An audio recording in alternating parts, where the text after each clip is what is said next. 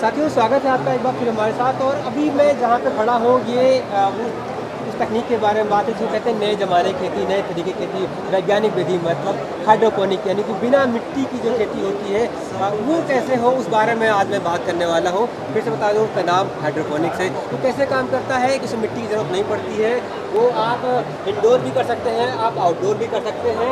ये देखिए टमाटर, ये घड़ी टमाटर, ये चेरी टमाटर है। और वो किस तरह से काम करते हैं, क्या इसके फ़ायदे हैं, क्या नुकसान हैं, इन सबको बताने के लिए हमारे साथ हैं हिमांशु जी। और मैं हूँ अभी पुणे के किसान मेले में। और ये देखिए जो लगा हुआ है इसमें कहीं पे भी मिट्टी का भी नहीं है, ये दूसरा पौधा है, ये दूसरा पौधा है, दोनों में ये कैसे काम करते हैं, क्या इसके फ़ायदे नफ़ा नुकसान है, वो मुझे बताएंगे। हिमांशु जी स्वागत है आपका बहुत बहुत। Thank you so much Arvind ji. मेरा नाम हिमांशु खत्री है और हम कंपनी से हैं कॉल्ड हाईमेड लेबोरेटरीज प्राइवेट लिमिटेड और हमारे डिपार्टमेंट का नाम है हाइग्रोनिक्स। सो हाइग्रोनिक्स के उत्पत्ति का उद्देश्य यही था कि हम किसानों की मदद किस तरह से करें। आज जो हमारी कंडीशन हमारी मिट्टी की हो गई है तो डायरेक्टर ने विजन यही रखा हमारे, उनका नाम है डॉक्टर विशाल वारके। वो MBBS भी हैं, PhD भी हैं और उनका उद्देश्य यही रहा है कि हम किस तरह किसानों की मदद करें कि हम उनको रेजिड्यू फ्री, पेस्टिसाइड फ्री खाना दें।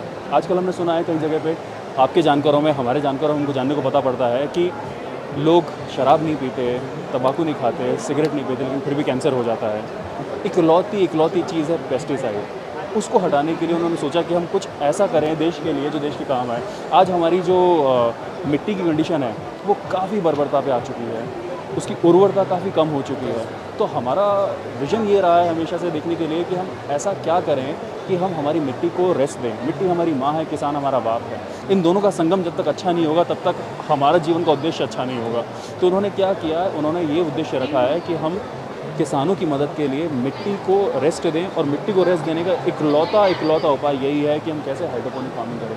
इस फार्मिंग के माध्यम से आप सारी लीफी वेजिटेबल्स ग्रो कर सकते हैं, सारी वाइन्स ग्रो कर सकते हैं, ट्यूबर ग्रो कर सकते हैं और भी बाकी सारे प्रोडक्ट भी आप ग्रो कर सकते हैं। पर अमूमन कि हमें सपोर्ट मिले सिस्टम्स का। अब जैसे आप ये सिस्टम देखेंगे, सिस्टम है ट्रफ बेस्ड सिस्टम। इस सिस्टम के अंदर मीडिया है कोकोपीट। ये कोकोपीट मीडिया है। कोकोपीट मीडिया होने का उद्देश्य ये है कि कोकोपीट के अंदर हमको कोकोपीट के खुद के कोई मिनरल्स नहीं मिलते हैं। इस कोकोपीट के अंदर हम क्या करते हैं, इसको लो इसी रखते हैं, इसके अंदर हमारे फर्टिलाइज़र डालते हैं जो फर्टिलाइज़र फार्मा ग्रेड है।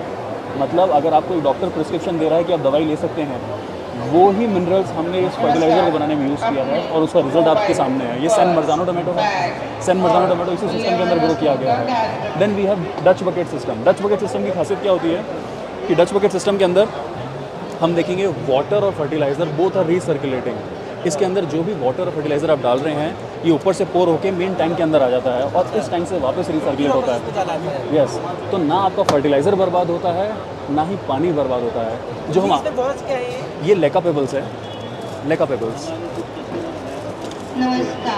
ये लेका पेबल्स है। लेका पेबल का उद्देश्य क्या है कि हम जड़ को किस तरह संभालेंगे।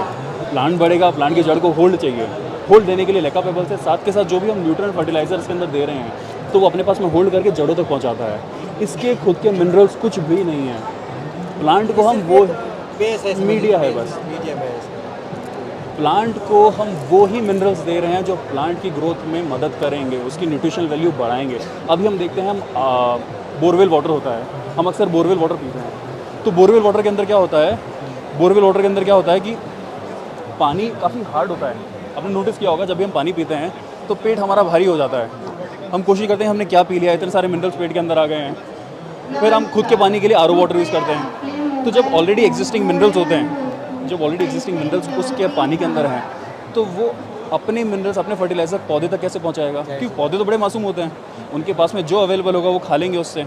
तो हमने क्या किया, पानी वही दिया पौधों को जो हम पीते हैं, मिनरल्स वो दिए जो उनकी वृद्धि में, उनकी न्यूट्रिशनल वैल्यू बढ़ाने में मदद करेंगे।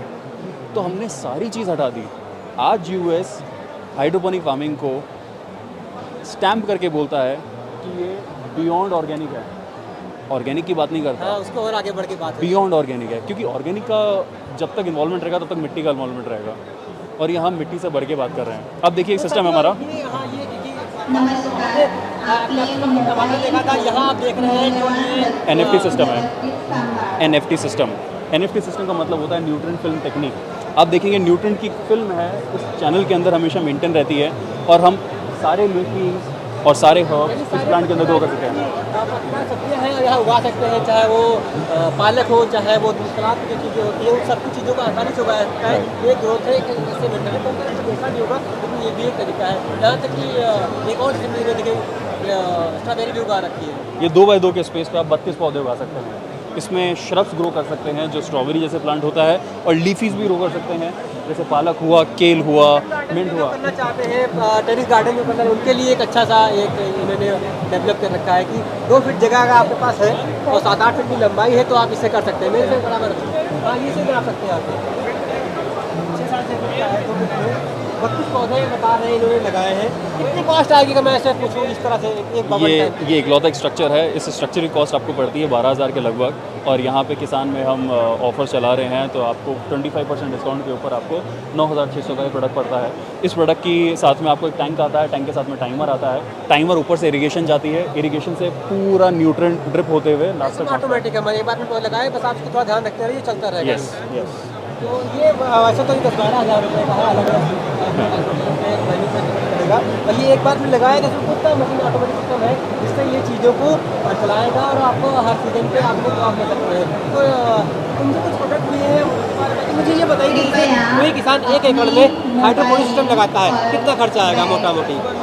1 एकड़ में लगाने का अमूमन तौर पे इसका खर्चा 1 CR से लेकर 1.5 से 2 CR तक पहुंच जाता है, depending upon the system to और सिस्टम। कितना ROI पैसा कब ROI आपका जनरेट टेंटेटिवली 3 साल से 3.5 साल के अंदर आपको ROI मिल जाता है हाइड्रोपोनिक फार्मिंग के अंदर। एक बार बस किसी ने आदमी ने लोन लेके किसी तरह सेटअप कर लिया, Right. उसके बाद इसका पर किसी कितना खर्चा कुछ ऐसा रहता है जो हर बार सी सरकार हमको जो सब्सिडी देती है वो पॉलीहाउस पे सब्सिडी देती है, इरिगेशन पे सब्सिडी देती है। रिमेनिंग जो स्ट्रक्चर है उस पर हमको सब्सिडी नहीं मिलती है। एक बार लागत लगाने के बाद में आपकी जो रेकरिंग एक्सपेंसेस होते हैं, जो आपके वेरिएबल एक्सपेंसेस होते हैं, वो आपकी लेबर का होता है, साथ के फर्टिलाइज़र और सीड का होता है। उसके बाद में आपका सिस्टम जो होता है उसकी कम से कम लाइफ होती है 10 साल। आपको सिस्टम के चक्कर में मतलब कभी परेशान होने की जरूरत नहीं पड़ती है, क्योंकि अगर आप ये स्ट्रक्चर देखेंगे, this is 100% UPVC product, 100% UPVC product. पहली बार ये प्लास्टिक यूज़ हुआ है। इसका पर्पज़ यही है कि वो हाइड्रोपोनिक में काम कितने है। साल आपने बताया चलेगा ये? 10 से 12 साल आराम से। तो 3 साल आपने कहा कि कॉस्ट ROI है, उसके बाद सिर्फ उसके बाद में आपका मुनाफा ही मुनाफा। तो ये हाइड्रोपोनिक्स है, ये आप जैसे कह रहे हैं कि बड़ी महंगी खेती है, लेकिन एक बात ये उन लोगों के लिए जो एक बड़े पैमाने पर करना चाहते हैं, कमर्शियल फार्मिंग करना चाहते हैं, लेकिन ये जो कहते हैं सिर्फ भारत में नहीं बाहर एक्सपोर्ट करना चाहते हैं, थोड़ा मोटे तौर पर काम कर रहे हैं, उनके लिए तकनीक है। और साथ के साथ जो पेस्टिसाइड फ्री खाना खाना चाहते हैं, रेजिड्यू फ्री खाना खाना चाहते हैं, पेस्टिसाइड तो खैर बहुत लोग खाने लगे हैं, जो ऑर्गेनिक को थोड़ा और आगे बढ़ के खाना चाहते हैं, कि एक अलग लेवल पे जाना चाहते हैं, उनके लिए इस तरह के जो नए आयाम खुल रहे हैं उनसे बात कर सकते हैं। कुछ अच्छा है तो मैं तो अभी पुणे के मेले में हूँ, ऐसे और कई कंपनियों के बारे में बात करूँगा, और हाइड्रोपोनिक की ये भी है, आप लोग हिमांशु जी से भी संपर्क कर सकते हैं अगर आपको उनका और बाकी तो हम देखेंगे। शुक्रिया हिमांशु जी, थैंक यू अच्छा सो लगा मच आपसे अरविंद बात जी, करके। बहुत बहुत शुभकामनाएं।